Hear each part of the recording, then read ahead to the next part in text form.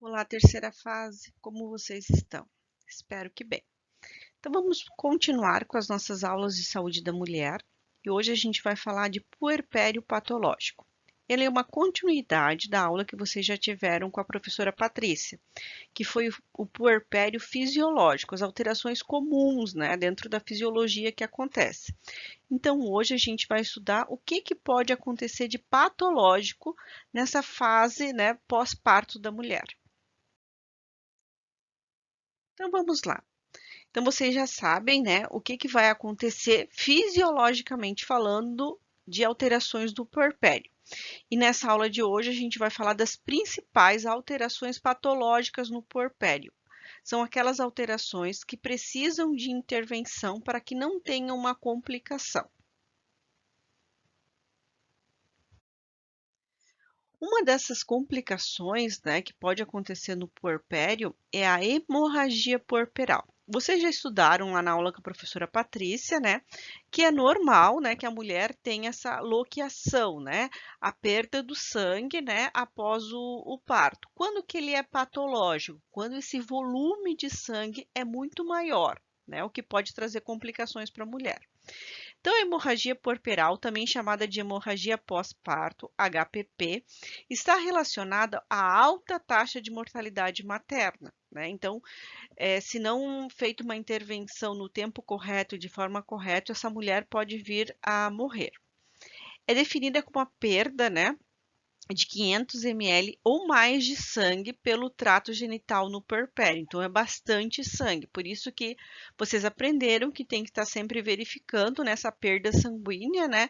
Que a mulher vai ter, né? Olhando direitinho qual é a coloração dele também, para saber como que está se é uma hemorragia, se não é uma hemorragia, se tem que chamar um enfermeiro para fazer avaliação, você tem que chamar o obstetra para fazer uma avaliação para poder ser feita uma intervenção. Quais são as causas mais comuns da hemorragia puerperal, né? Primeiro, a atonia uterina. O que é a atonia uterina? Vocês viram também com a professora Patrícia que o útero ele vai se contraindo, né? E o fato dele ir se contraindo, diminuindo de tamanho, né? Vai fazendo com que ele tenha, cada vez diminua mais essa hemorragia, essa perda de sangue. E justamente uma das causas de ter uma perda de grande volume sanguíneo é justamente a atonia. O que seria essa atonia? É o comprometimento do tônus muscular uterino. Ele acontece frequentemente devido à exaustão do músculo uterino. Então, o útero, né, ele deixa de evoluir. E o que vai acontecer? Como ele não evolui, a cicatriz deixada pelo desprendimento da placenta vai continuar sangrando muito, né? O que pode levar a essa hemorragia. O que mais que pode ser de causas de hemorragia, né?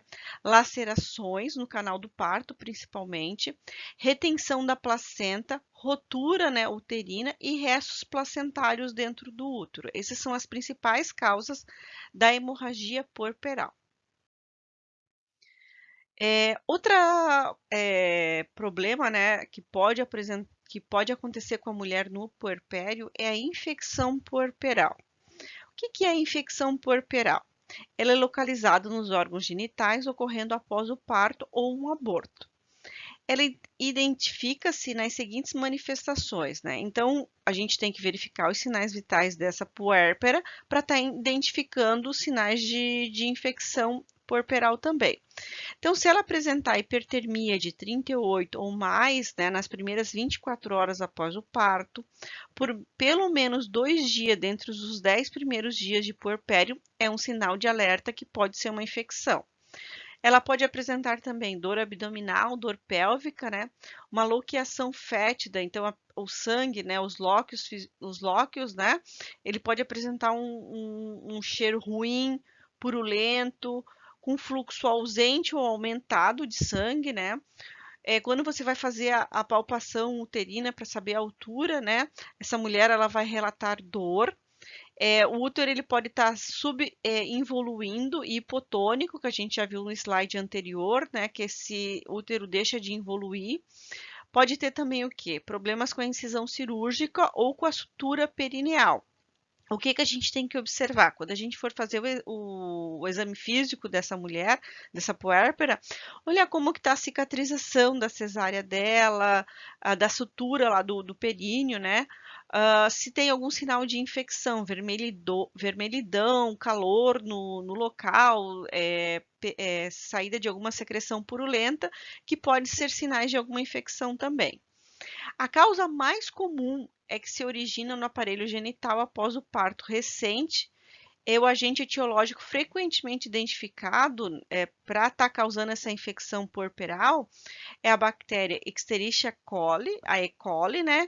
E também por Streptococcus, né? Então, são duas bactérias que podem ser aproveitadas da situação e podem ajudar, né, essa mulher, essa puérpera, a ter uma infecção. Então, ficar bem atento aos sinais e sintomas que a gente viu nesse slide.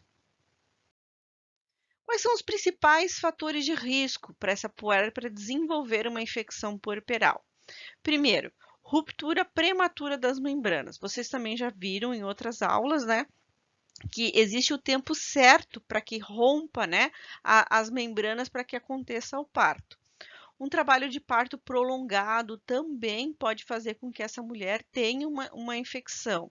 Manipulação vaginal excessiva, muitos toques, né? Quanto de toque foi feito nessa mulher, né? Se foi utilizado luva, tudo direitinho para fazer os toques, né?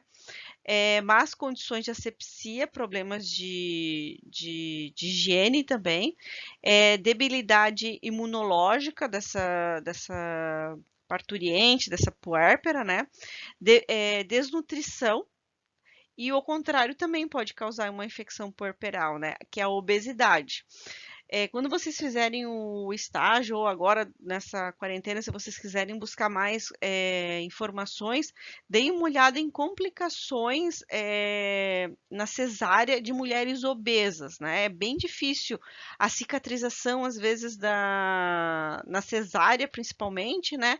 Por conta do espessamento da camada de gordura de algumas mulheres. O que mais que pode gerar infecção puerperal? Traumas cirúrgicos, a própria cesariana, né, ela aumenta muito o risco de você ter uma infecção puerperal. O que mais que pode aumentar pode levar essa mulher a ter uma infecção puerperal? Retenção de restos placentários e membranas fetais. Os casos leves, né, de uma infecção puerperal, eles podem ser tratados ambulatorialmente. Então, essa mulher, né, ou se for diagnosticado enquanto ela estiver lá ainda no alojamento conjunto, lá na maternidade, no hospital, o médico vai prescrever uma medicação e dar alta para ela, né?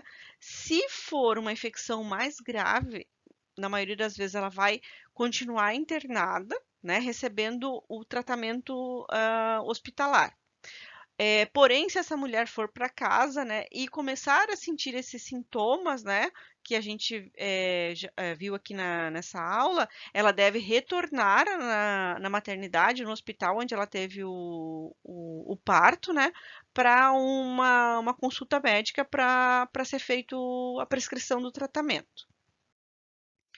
O tratamento, na maioria das vezes, né, ele é feito em casos mais graves, né? O tratamento é feito por meio de administração intravenosa de antibióticos de amplo espectro, além de repouso, uma boa ingestão de líquidos, né, que é bem importante, fluidoterapia e medicação para dor. Isso em casos mais graves. Em outros casos, essa mulher ela vai receber, né, vai passar por uma consulta, o médico vai prescrever um antibiótico, né, e ela vai para casa com as recomendações e com a medicação. Claro que se os sintomas persistirem ou piora dos casos, ela volta para a maternidade. Caso hajam membranas fetais remanescentes, a cirurgia pode ser necessária para removê-las. E em casos mais graves, né, vai precisar às vezes fazer uma drenagem e numa situação muito, muito mais grave, pode ser necessário realizar a histerectomia. Relembrando, né, a fase anterior que vocês estudaram, a segunda fase, a histerectomia é o quê, né? A retirada do útero. Outro problema, né, que pode acontecer com a mulher é a mastite, né? que é a infecção uma inflamação, né, do tecido das mamas, né, que incomoda muito e atrapalha muito na amamentação. Talvez você já tenha estudado um pouquinho sobre a mastite com a professora Patrícia quando foi falado sobre a amamentação. Se não foi falado ainda, em outro momento vai ser resgatado esse conteúdo também. E principalmente quando vocês fizerem o estágio lá na maternidade da Civargas, principalmente lá no banco de leite, onde essas mulheres procuram o banco de leite para que seja ajudado na ordenha dessas mamas. Então, como já falei, a mastite é uma inflamação dos tecidos da mama que pode rapidamente se transformar em uma infecção. O que significa, né, uma infecção? É a presença de bactérias na área inflamada. Apesar do desconforto, da dor, né, que sente muita dor, a mulher sempre relata muita dor na mastite, é importante continuar a amamentação, justamente para não deixar acumular mais leite, porque quanto mais leite eu vou acumular nas minhas mamas, e se eu tiver a mastite, mais vai doer, mais vai agravar a situação. Então é importante que essa mulher seja bem orientada, né? Que o bebê faça a pega correta, conforme vocês já aprenderam também, para que essa mama continue sendo esvaziada. Então, entre os sinais da mastite, o que que pode acontecer, o que que vai acontecer nas mamas, né? Os principais sinais que vocês vão observar é, estão a vermelhidão, conforme a mama aqui que está mostrando nessa imagem aqui, e o edema no seio, né? Essa mulher pode sentir calafrios, né? Febre acima dos 38,5 graus e cansaço generalizado. Além, né, não está escrito aqui, mas além da dor que essa mulher vai sentir. Tá? Então, são os sinais e sintomas que vocês devem estar atento, né, para estar ajudando, né, essa mulher a buscar rapidamente uma orientação correta para tratamento dessa mastite. Quais são, o que que pode estar causando essa mastite, né? Então, a infecção das mamas, né? Existe algumas bactérias, né, que vão ajudar, né, a aumentar esse problema nas mamas, ocasionar a mastite. São os estafilococos, streptococos e a E. coli, conforme a gente já viu, né? O que que acontece, né? Às vezes acontecem umas pequenas fissuras, rachaduras no mamilo, que é bem comum, né? No início da amamentação, por isso que a professora Patrícia já orientou vocês bastante, né? Quanto à importância da pega correta desse bebê para fazer a sucção correta, porque é justamente essa pega errada, essa pega incorreta que pode gerar essa fissura e essa rachadura. Essa pequena ruptura da pele, o que, que pode acontecer? São a porta de entrada para esses micro-organismos que eu falei acima. E se esses micro-organismos entrarem, né, nas mamas, no tecido mamário, pode ser que eles façam o quê? Primeiro eles vão fazer uma inflamação e depois eles podem fazer uma infecção, né? Os riscos aumentados para esse tipo de problemas é o que? Um engurgitamento mamário e mamilos não favoráveis, né, à amamentação devido à estase, essa parada de leite das mamas. Então, isso pode complicar e aumentar os riscos dessa puérpera ter uma mastite. Clinicamente falando, o que que a gente deve observar, né? Então, febre alta, né? Mal-estar, dor, edema, eritema, hipertermia local, podendo ser unilateral, né? Às vezes não são as duas mamas, é uma mama só que está com esse problema. Ela é grave quando inicia-se um abscesso, né? E pode evoluir para sepse. Então, é importante vocês conhecerem quais são os sinais e sintomas da mastite para estar fazendo a orientação dessa puérpera. E no exame físico, enquanto ela estiver lá na maternidade, vocês saibam orientar ela para que não agrave o problema. Outra complicação que pode acontecer no puerpério são as complicações tromboembólicas, né? As complicações tromboembólicas, elas não são apenas, elas não acontecem só no puerpério, tá? Elas podem acontecer em pós-operatórios de outras cirurgias também. Mas nas puérperas o risco aumenta, a gente já vai ver o porquê. Então, o que é essa complicação? É a formação de um trombo num vaso com uma reação inflamatória, que é a que a gente chama de vasculite. Eu acho que vocês já estudaram isso lá na segunda fase, com as professoras da segunda fase também, que pode começar com um tromboembolismo aparentemente benigno ou complicar, né? Então, por que eu falei que pode ter um risco aumentado nas puérperas?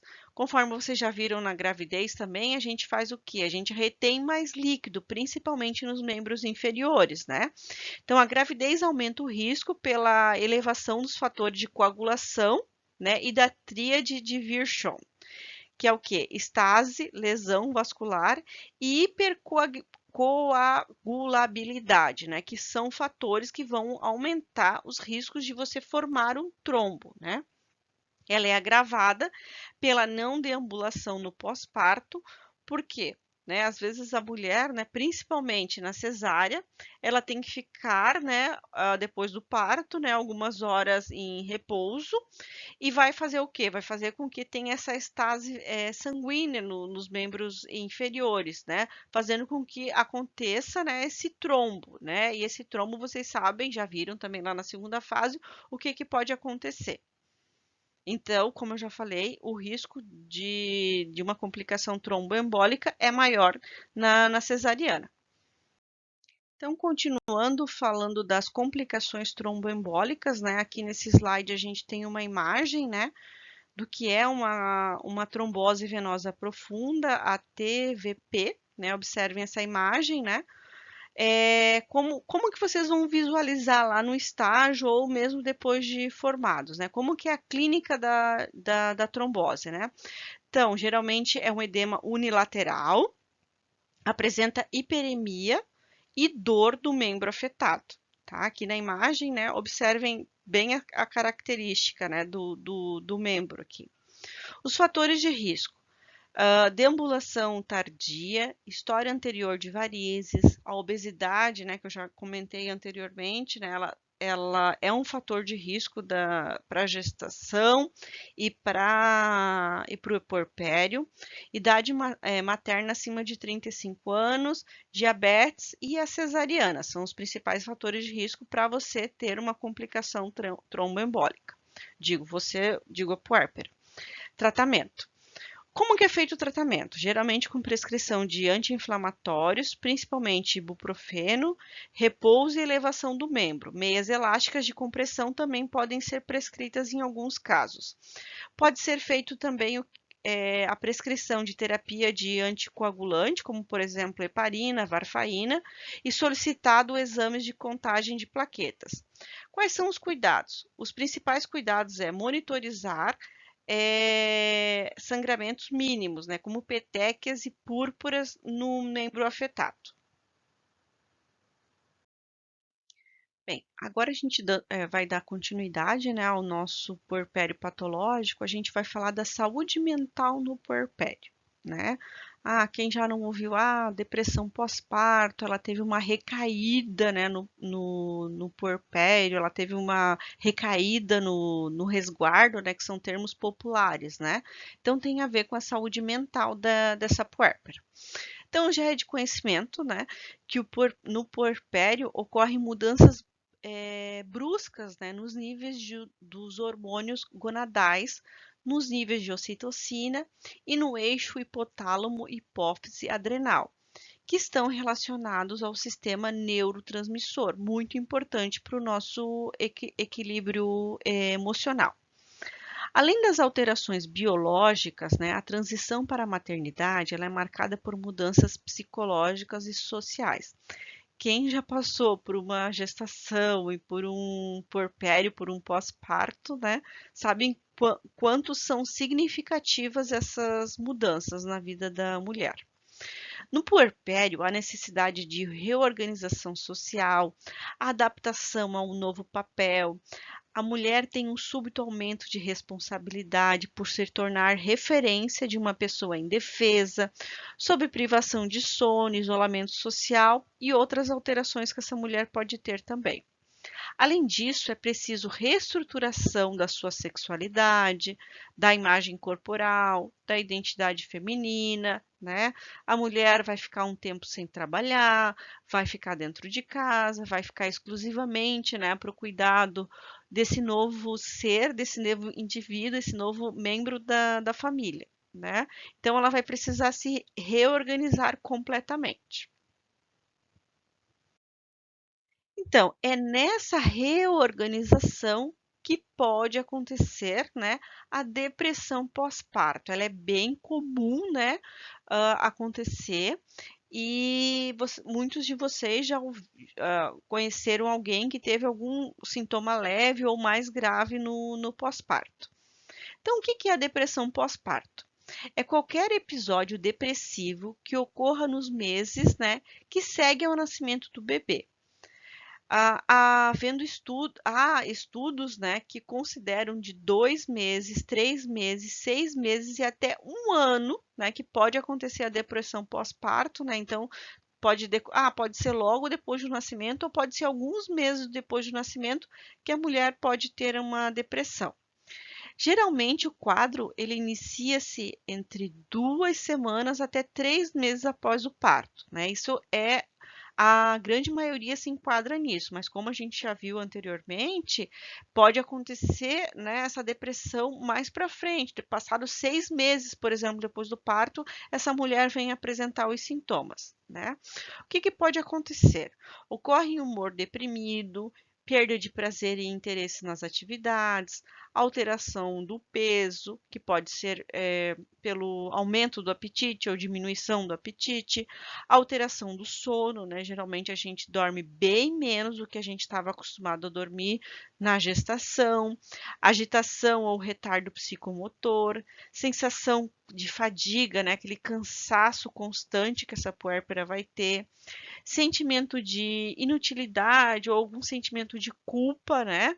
Acho que vocês já viram com a professora Patrícia também, lá que no puerpério fisiológico, algumas mulheres, mesmo fisiologicamente, podem apresentar esses sinais e sintomas, dificuldade para concentrar-se ou tomar decisões e até pensamentos de morte e suicídio. Claro que isso aqui são as formas mais graves, tá?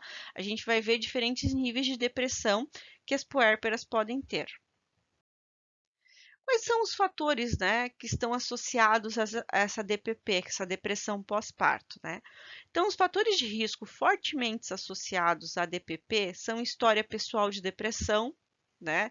Então, saber se essa mulher já teve depressão ou já fez tratamento de depressão, episódio depressivo ou ansioso durante a gestação, tem mulheres que vão apresentar depressão na gestação, eventos de vida estressante que podem estar acontecendo ou que já aconteceram com essa mulher, pouco suporte social, familiar, né?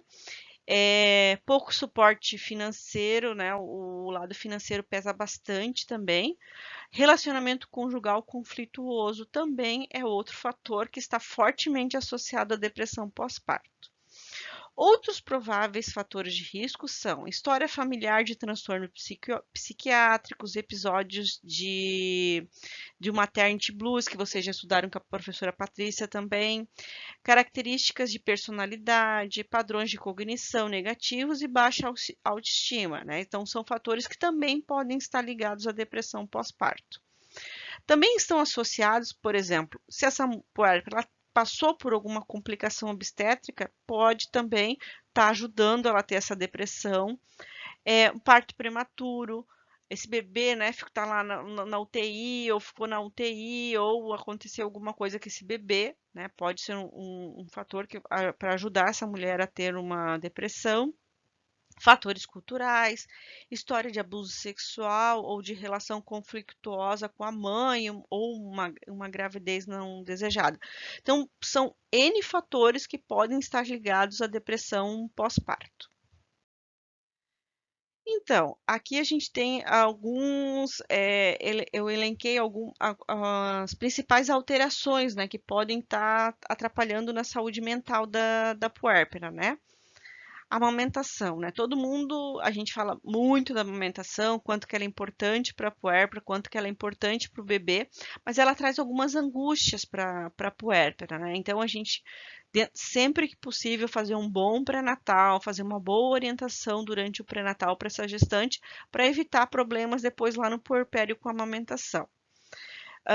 Durante a amamentação, algumas puérperas elas têm o medo de ficar eternamente ligada ao bebê, né? Algumas mulheres têm a preocupação com a estética das mamas, né?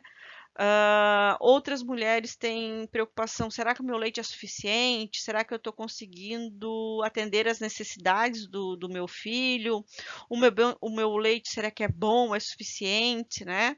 E, além disso, as dificuldades iniciais sentidas por incapacitação. A gente sabe que nem sempre, né, os primeiros dias é fácil amamentar, né? Então, quem já amamentou sabe que tem que ser persistente, né? Às vezes, na primeira dificuldade, a gente, mas será que eu não vou dar uma fórmula artificial, né?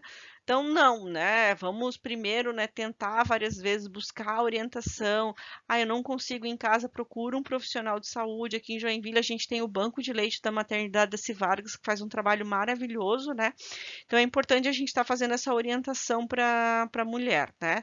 E por isso que a gente prega tanto, né, que a boa pega, né, a pega correta desse bebê, né, para que seja mais um fator de proteção para que essa mulher consiga fazer dar de mamar, né, que a amamentação seja realmente algo prazeroso para essa mulher e não algo que possa também ajudar na sua depressão pós-parto.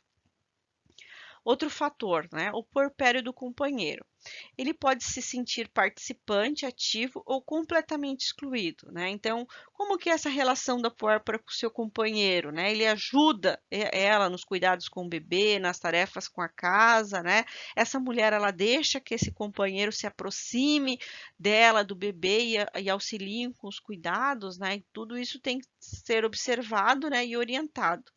É bem importante a gente reforçar que a ajuda mútua e a compreensão desses estados podem ser fontes de reintegração e reorganização para o casal. Então, sempre que possível, né, o companheiro acompanhar essa gestante no pré-natal, se possível fazer um curso de gestante, né, cursos de casais grávidos, são sempre bem-vindos para ajudar na adaptação do casal.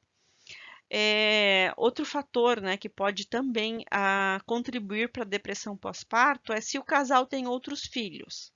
É bem possível que apareça o ciúme, a sensação de traição e o medo do abandono pelo outro filho do casal, que se traduz em comportamentos agressivos, que pode se, né, não é que sempre vai acontecer, mas pode, né, se traduzir em comportamentos agressivos por partes das outras crianças. Então, é importante também estar conversando com os filhos, com as crianças, durante a gestação, né? Conversando, explicando que vai chegar um novo bebê, que ele vai necessitar de atenção, de cuidados, e sempre que possível, né? Na hora do cuidado com esse bebê, com esse novo integrante da família, né? É, ter as crianças por perto, né? Para que eles também interajam com o cuidado do bebê sempre que possível, né?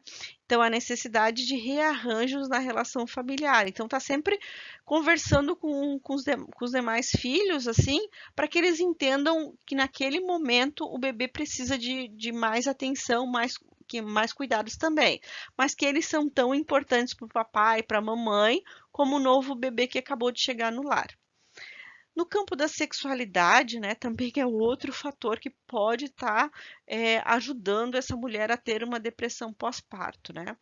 As alterações elas são significativas, pois há necessidade de reorganização, de reedicionamento do desejo sexual, levando-se em conta as exigências do bebê, as mudanças físicas decorrentes do parto e da amamentação, né? Então, são alguns fatores, né, que podem estar, né, levando essa mulher a ter uma depressão pós-parto.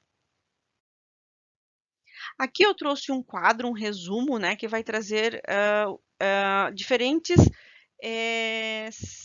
estágios de uma depressão que essa mulher pode, que essa puérpera pode ter, né? Então, quadro diferencial sinóptico dos distúrbios psiquiátricos puerperais, né? Então, aqui, né, a tristeza puerperal, né, é um distúrbio psiquiátrico leve e transitório. Já uma depressão puerperal é um transtorno psíquico moderado a severo com início insidioso. Já uma psicose puerperal, que é algo tem uma complicação bem maior, né? Ele é um distúrbio de humor psicótico que pode essa mulher apresentar, né, perturbações mentais graves que precisam ser tratadas, tá? A prevalência. A tristeza puerperal, né? Essa pequena alteração do humor, né, de forma leve, ela pode acontecer em 50 a 80% das mulheres no pós-parto, né? Já a depressão puerperal, né, pode acontecer em 10 a 15% das mulheres, e essa psicose puerperal, que é algo bem grave, ela é bem rara, né? Ela varia de 0,1 a 0,2% da que pode acontecer nas puérperas. Quais são as manifestações? Essa tristeza puerperal, ela geralmente inicia-se no terceiro até o quarto dia do puerpério e não tem grande tempo de duração, normalmente ela vai embora. A depressão puerperal, né? Ela tem um início insidioso entre a segunda e a terceira semana do puerpério, então ela demora um pouquinho mais para acontecer. Geralmente, né, essa mulher ela vai passando por alguns problemas, né, que vão ajudando ela a ter essa depressão puerperal. Já a psicose puerperal, ela tem um início abrupto nas 2 ou 3 semanas após o parto, né? E os sintomas delas são bem graves, bem diferente de uma depressão puerperal que a gente já estudou nos slides anteriores. Quais são os sintomas, né? Os principais sintomas de uma tristeza puerperal: choro, flutuação de humor, irritabilidade, fadiga, tristeza, insônia, dificuldade de concentração, ansiedade relacionada ao bebê. Novamente eu digo, né, para quem já passou por um pós-parto, né, já tem filhos, né, é comum que talvez vocês não tenham tido todos esses sintomas aqui, mas um ou outro sintomas vocês podem ter sentido. Eu, por exemplo, senti, né, eu chorava com facilidade, né, tinha às vezes essa fadiga, esse cansaço, né, tinha essa ansiedade em relação aos cuidados com o bebê, por mais que eu já tinha 30 anos, né, sabia, enfermeira, sabe quais são os cuidados com o bebê, mas essas alterações acontecem mesmo na mulher, tá? Mas é assim como eu falei para vocês, elas vêm e rapidamente elas vão embora. Já uma depressão puerperal.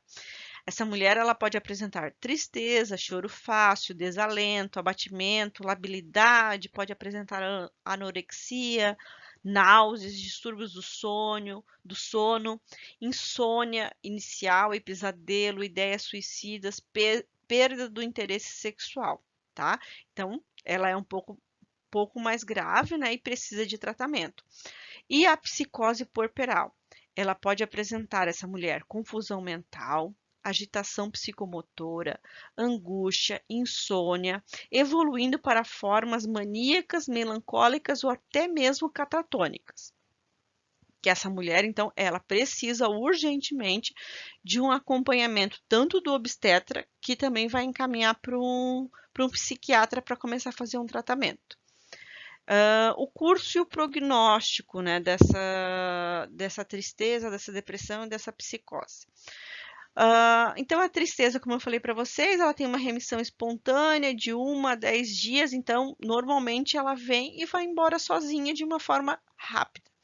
Já a depressão puerperal, ela desenvolve-se lentamente em semanas ou meses, atingindo um limiar. O prognóstico está intimamente ligado ao diagnóstico precoce e à intervenção adequada. Então, quanto antes se perceber que essa mulher está com depressão pós-parto, né, ela deve procurar um auxílio de um profissional de saúde, né?